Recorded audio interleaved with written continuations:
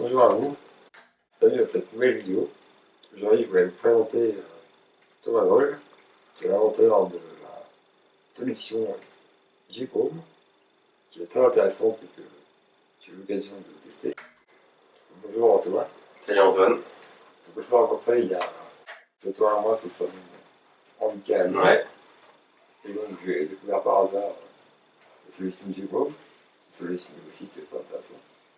Donc, merci à toi d'être venu pour cette interview.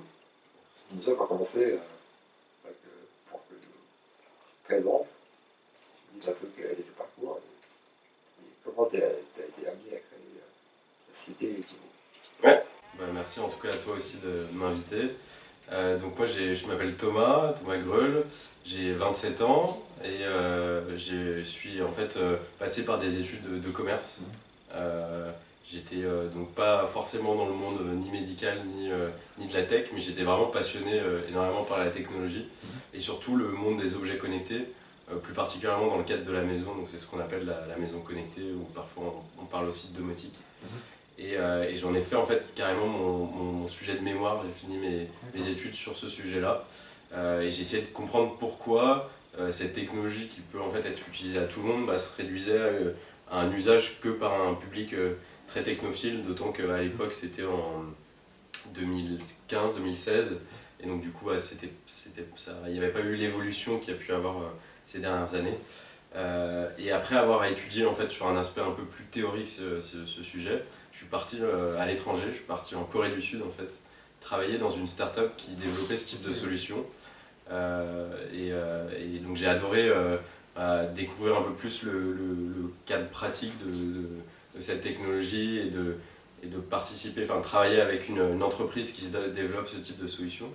Et en fait parallèlement j'étais un peu frustré de voir que la plupart des gens l'utilisaient avec uniquement un aspect de gadget. C'était des publics très connectés, très orientés tech, qui du coup n'avaient pas vraiment de grosses problématiques résolues. Et je me disais mais c'est un peu dommage en fait que tout le monde n'y ait pas accès et que ça soit pas utilisé à quelque chose d'un peu plus que cet aspect de gadget. Et en fait via des retours d'utilisateurs, j'ai découvert que ça pouvait avoir un impact énorme pour un public qui n'était pas du tout envisagé au départ et un public en situation de handicap. Et en fait les retours étaient tellement intenses, tellement forts. Et surtout, il y avait une mise en valeur sur les problématiques qui étaient résolues, qui était incroyable. Je me suis dit, mais en fait, c'est dingue, on a une technologie qui peut permettre de faire des trucs incroyables, mais simplement, on pense ces solutions pour le mauvais public, pour des personnes qui n'ont pas de problématiques, plutôt que de se concentrer sur un public qu'on a besoin tout de suite. Et en fait, de là est née un peu l'idée en moi de développer une solution de maison connectée qui soit vraiment pensée pour ceux qui en ont le plus besoin. Et en fait, il y avait aussi dans ces retours l'idée qu'il y avait un manque total d'adaptation au niveau des problématiques que ça résolvait, comme de la problématique d'interaction. Et en fait, ça a été vraiment le cœur de la réflexion au départ qui a fait naître en moi l'idée de Jib. Et Jib, en fait, ça veut dire maison en coréen. Et vu que j'ai eu l'idée en Corée, je me suis dit qu'il fallait que je lui donne un nom coréen. Et du coup, je suis rentré en France avec deux objectifs. Déjà, monter une équipe derrière le projet. Donc, c'est là que j'ai rencontré mon associé Lucas, qui est développeur mobile. Et aussi d'essayer de mieux comprendre la réalité du handicap. Moi, je n'ai pas été confronté directement. J'ai simplement j'ai une marraine qui est ergothérapeute. Donc, j'avais une petite accroche dans le monde du handicap. Mais j'avais un regard assez neuf et innocent sur la question du handicap. Et en fait, on a tout de suite compris que c'était une force, une opportunité d'aller sur le terrain, de rencontrer un maximum de personnes en situation de handicap, comprendre leurs problématiques et surtout ne pas avoir d'idées préconçues, d'hypothèses, etc. Mais regarder sur le terrain, observer, poser beaucoup de questions. Et en fait, c'est vraiment ça qui a structuré le projet de Jib dès le départ. Alors, est-ce que tu peux présenter un peu en quoi consiste la solution que vous avez inventée, qu'est-ce qu'on peut faire avec, comment ça fonctionne, simplement pour qu'on puisse comprendre comment ça marche. Ouais. Donc en fait, par rapport à ce qui est existant de la maison connectée, qui est à la fois complexe et plutôt adapté à un public valide et très technophile, on a souhaité proposer une solution qui soit vraiment très simple et très adaptée. Et du coup, avec l'idée aussi d'avoir une solution clé en main. Donc on apporte un ensemble d'éléments, à la fois un ensemble d'objets connectés qui vont connecter en fait tous les usages essentiels du quotidien, une application de contrôle qui va être spécialement adaptée pour le public en situation de handicap. Donc à la fois des personnes qui, comme toi, utilisent le joystick du fauteuil roulant, on va avoir des personnes qui utilisent par exemple des contacteurs, des personnes qui utilisent de la commande oculaire, on va avoir des personnes qui utilisent voilà, des boutons de poussoir ou des boutons au niveau de la tête. Il y a des personnes aussi qui ont des préhensions difficiles, qui vont pouvoir prendre le smartphone dans la main mais avec une préhension assez délicate, ou alors des personnes qui utilisent le dos du doigt pour appuyer, ou encore des personnes qui utilisent le nez pour appuyer sur le smartphone. Et toutes ces problématiques font qu'il faut vraiment que l'application soit super adaptée à ce type d'usage. C'est vraiment ce sur quoi on a travaillé depuis plusieurs mois. Et également l'aspect de service, c'est-à-dire proposer une solution qui soit vraiment très simple à utiliser, mais surtout on va accompagner la personne au quotidien, du moment de l'installation de la solution à l'usage au quotidien. Et le jour où il y a une problématique, on nous contacte par chat, par téléphone, on est en mesure de nous poser une question et nous d'y répondre très rapidement. Et c'est vraiment l'idée, c'est en quelques heures on répond à votre problématique. Et voilà, ça c'est quelque chose qu'on peut faire avec une solution connectée. Et donc du coup on a vraiment essayé de mettre ça en avant avec une réponse ultra adaptée aux réalités du handicap. Alors, ce qui m'a tout de suite intéressé au début de ce produit, c'est déjà sa simplicité. Il suffit d'installer l'application. Quelques minutes seulement après, on peut utiliser les solutions Jibo. Et aussi, ce qui va intégrer, c'est les prix. C'est qui coûte plus 500 € par rapport à des solutions équivalentes, c'est assez abordable. Il y a aussi une formule de rééducation. C'est un discours endroit qui est vraiment intéressante, qui est en plus sans engagement. On peut vraiment tester le produit comme on veut. Et si c'est utile, on peut le garder. Déjà, j'aimerais savoir comment vous faites pour pratiquer tel tarif, et puis comment est-ce que vous avez pensé à la formule de rééducation. Ouais. Alors je vais répondre d'abord à la deuxième question. En fait, c'est vraiment lié à cette phase d'observation de terrain, d'expérimentation qu'on a faite vraiment au début. Et on a souhaité la faire vraiment de manière longue pour avoir énormément d'apprentissage. Et en échangeant avec énormément de personnes, on a compris en fait qu'il y avait souvent dans beaucoup d'installations le problème de devoir avoir des travaux, ou alors un technicien qui vient installer le système, etc. Et on a très vite compris en fait que ça c'était souvent sur tout type d'équipement, pas forcément uniquement la domotique, mais tout type d'outils, d'équipements qu'on peut avoir besoin au quotidien. Vraiment un frein, parce que derrière en fait ça veut dire qu'il faut prévoir des travaux, appeler un technicien, etc. Et c'était une lourdeur qui freinait beaucoup de personnes dans le fait de s'équiper. Et de la même manière, en fait, il y avait aussi un frein qu'on entendait beaucoup, celui de devoir acheter une solution qui va être assez chère et qui implique de passer par des financements MDPH, et que le dossier soit long à mettre en place et après long à être validé. Et en fait, ces différents éléments faisaient que beaucoup de personnes nous disaient qu'ils avaient besoin de telle et telle aide technique, mais en fait s'en équipaient pas. Et nous, on a vraiment compris qu'il y avait un enjeu derrière de trouver une solution pour que les personnes qui s'intéressaient à notre aide technique puissent s'équiper très facilement, très rapidement. Donc il y avait cet enjeu de proposer une solution qu'on puisse recevoir en kit avec un colis, et donc qu'on puisse commander en ligne très rapidement, qu'on ait aussi cet aspect d'installation très simple. Donc on a vraiment réfléchi à la fois développer technologiquement le produit pour qu'il soit très simple d'installation, mais aussi tout le type, tous les éléments, les supports d'accompagnement pour que ça soit simple d'installation. Et derrière, forcément, cet aspect aussi de prix qui peut rebuter. Et du coup, vu qu'on travaillait à une solution vraiment accessible, on trouvait que l'idée d'abonnement était top pour proposer une solution où n'importe qui peut facilement tester, s'équiper sans prendre de risques au cas où la solution n'est pas adaptée, et comme ça la personne peut se désabonner si c'est pas adapté, et elle renvoie le matériel. Mais surtout, on a plus ces longs processus d'achat et surtout de financement MDPH. En quelques heures, en quelques jours, on peut s'équiper. Donc tout ça pour le rendre vraiment plus simple et plus accessible. Et du coup, c'était ça justement, au-delà, l'idée c'était proposer une solution qui soit vraiment très accessible au niveau du prix. Et du coup, le modèle part sur l'idée qu'on peut équiper énormément de personnes, et qu'on ne va pas proposer une solution pour 10 ou 20 personnes et du coup on la fait très cher, mais plutôt on va proposer une solution à des milliers de personnes et du coup on la fait pas cher. Ça implique forcément une chose, c'est qu'on se fasse connaître d'énormément de personnes. Donc merci encore une fois de nous avoir invités aujourd'hui pour que on se fasse un peu plus connaître de notre public. Et ça, c'est vraiment quelque chose qui est important, c'est toutes les personnes qu'on rencontre. On leur dit toujours parler de nous parce que c'est ça qui fera la pérennité du modèle. Et si ça marche pour cette solution, d'une part nous on va essayer de développer d'autres solutions, d'autres adaptations, parler aussi à d'autres types de handicap. Mais derrière c'est un modèle qui peut être répliqué sur tout type d'équipement pour personnes en situation de handicap, d'avoir toujours ce modèle où on fait une solution pas chère mais proposée à une multitude de personnes. Alors justement, à l'heure actuelle, est-ce que cette solution est utilisée par beaucoup de personnes? Est-ce que tu as une idée des chiffres? Ouais, alors c'est une quarantaine de personnes qui sont équipées à l'heure actuelle, et toutes avec des retours super intéressants. Surtout, c'est que des personnes qui ont des pathologies différentes, des modes d'interaction différentes, des réalités domestiques différentes. Et du coup, en plus, à chaque fois qu'on a des retours d'utilisateurs, on apprend aussi énormément de leur usage. Donc ouais, c'est top. Et au niveau des avis, qu'est-ce qui ressort parmi les utilisateurs? Bah, les avis sont très bons, et comme le tien, j'ai l'impression. Il y a toujours cet aspect d'autonomie qui revient beaucoup.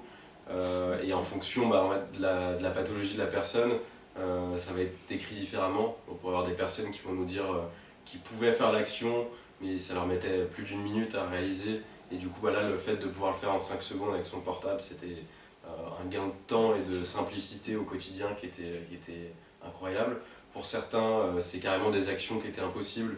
Donc le fait de pouvoir allumer sa lumière ou changer ses chaînes, c'était quelque chose qui impliquait forcément l'action d'un aidant.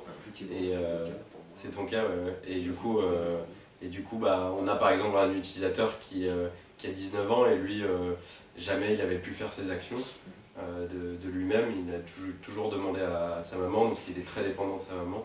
Et pour lui, carrément, ça a changé sa vie parce que c'est des nouvelles actions qu'il peut reprendre en main. Et donc voilà, c'est tous ces retours qui, nous, en plus, nous motivent énormément parce que c'était ça vraiment l'objectif au départ de Jib, et même toutes les personnes qu'on a rassemblées autour de Jib, c'est vraiment l'envie d'aider un maximum de personnes et de savoir qu'on a changé les vies, même un tout petit peu, de plusieurs personnes, et là même carrément de plusieurs dizaines de personnes. Ça nous motive énormément le matin. C'est vrai. Et d'ailleurs, le produit est déjà très bien en soi. Quels sont vos projets pour la suite? Si vous avez déjà des idées pour améliorer le système et proposer encore plus de services, Ouais. est-ce que vous pouvez nous en parler un petit peu? Ouais, alors en fait, l'idée c'est qu'on est parti vraiment sur un kit de base au niveau de la maison connectée qui va résoudre les problèmes les plus essentiels de toute personne, peu importe la réalité de son logement. Et là, en fait, on va développer de nouveaux produits connectés, de nouveaux objets connectés qui vont répondre à des problématiques différentes. Donc par exemple, on travaille sur un interphone connecté qui permettrait, quand quelqu'un sonne à l'extérieur, qu'on puisse avoir un retour visuel directement sur son portable. Et vu qu'en plus on a déjà connecté la porte motorisée avec le kit standard, on peut d'un coup passer du visuel de l'extérieur à l'ouverture de la porte. Il y a tout un tas aussi d'autres éléments qu'on souhaiterait connecter, d'autres problématiques qu'on souhaiterait résoudre. On va par exemple apporter un bouton connecté qui va simplifier l'utilisation des ampoules connectées quand il y a la présence des dents. Mais c'est aussi au niveau de l'application sur lequel on travaille beaucoup, à continuer à l'adapter à d'autres problématiques, essayer aussi de la simplifier. Donc, par exemple, des personnes qui ont des préhensions difficiles, là où sont posées les cases pour contrôler les objets, ça peut impliquer que parfois c'est difficile d'appuyer sur tel ou tel bouton. Donc on va faire en sorte qu'on puisse les déplacer comme les icônes sur son portable. Et plein d'autres adaptations aussi au niveau des retours visuels. Donc une personne qui serait malvoyante, qui aurait besoin d'un contraste, etc. Voilà, c'est tout un tas d'adaptations au niveau de l'application qu'on souhaite aussi intégrer. L'idée c'est en fait qu'on puisse à la fois simplifier au maximum et adapter au maximum l'utilisation sur nos utilisateurs actuels, mais aussi d'adapter notre solution à d'autres publics. Et après derrière, on a la tête pleine d'idées sur d'autres solutions annexes qui ne sont pas forcément en lien avec la maison connectée. Je pense notamment avec l'accès au numérique, l'accès au smartphone. Et ça, c'est des éléments sur lesquels on est en train de travailler et qu'on lancera prochainement. Ouais, est-ce qu'il y a des idées suggérées par les utilisateurs aussi?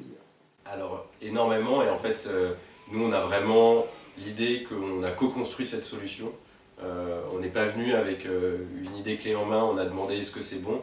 On est allé sur le terrain, on a posé des questions, après on a eu des premières idées, on a proposé ces premières idées, on nous a fait des retours. Après seulement on a développé, mais on a retesté derrière et on nous a refait des retours. Et en fait, c'est ces allées et venues qui nous enrichissent énormément. Et en fait, on est tout de suite parti du principe que le handicap est en fait source d'innovation parce que ça implique des situations et un cadre différent, mais du coup en fait ça nous pousse à développer des solutions innovantes et à changer des choses qui habituellement ne sont pas forcément modifiées. Et donc du coup cet aspect de retour utilisateur nous est extrêmement important. Donc on échange à chaque fois qu'on a une personne qui s'équipe, on l'appelle dans les semaines qui viennent pour lui demander ses suggestions d'amélioration sur tous les éléments de la solution. Et en permanence, on rencontre aussi des ergothérapeutes qui nous suggèrent des améliorations. Donc on essaye aussi d'organiser des ateliers de rencontres pour faire émerger des retours. Et même là, en ce moment, on expérimente la solution dans une résidence. Donc ça nous apporte aussi un cadre différent et d'autres problématiques et on peut voir comment on peut l'améliorer aussi de cette manière. Justement, moi qui utilise le j'ai une suggestion de Ouais. En fait, c'est très pratique de pouvoir utiliser le téléphone pour allumer les lumières. Le seul avantage, c'est qu'actuellement, on peut pas utiliser l'interrupteur. Utiliser l'interrupteur, quand on n'a pas l'habitude, forcément, de mettre sur l'interrupteur, je vais allumer les lumières. C'est pas idéal parce que, un aidant qui n'a pas forcément l'habitude, n'a pas l'application, pas allumer les lampes, ou alors ça peut être compliqué, par exemple, on veut pouvoir utiliser l'interrupteur sans passer par le téléphone. Ouais. Est-ce que vous avez une idée pour pouvoir améliorer le système? Ouais, alors ça c'était un retour qui nous avait été fait déjà sur la phase d'expérimentation et on avait compris que c'était un enjeu important donc on a travaillé là depuis plusieurs mois sur l'intégration d'une solution. En fait on voulait se maintenir sur une logique de pas de travaux, pas d'intervention d'un technicien donc du coup c'était compliqué parce qu'il fallait trouver une solution qui soit vraiment très simple d'installation. Toujours dans le cadre de notre solution de base. Et on a trouvé en fait une solution avec des boutons connectés qu'on va pouvoir installer à côté de l'interrupteur classique. Donc on va arrêter d'utiliser l'interrupteur classique et appuyer plutôt sur ce bouton. Et vu que le bouton est connecté, ça va faire exactement la même action que quand on appuie sur le smartphone.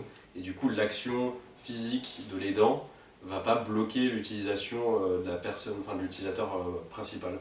Et donc du coup, c'est une solution que là on est en train de finaliser, qui sera disponible à la fin de l'été et qui devrait très prochainement du coup être disponible et surtout à nos utilisateurs actuels. Donc on te le transmettra dès que c'est prêt.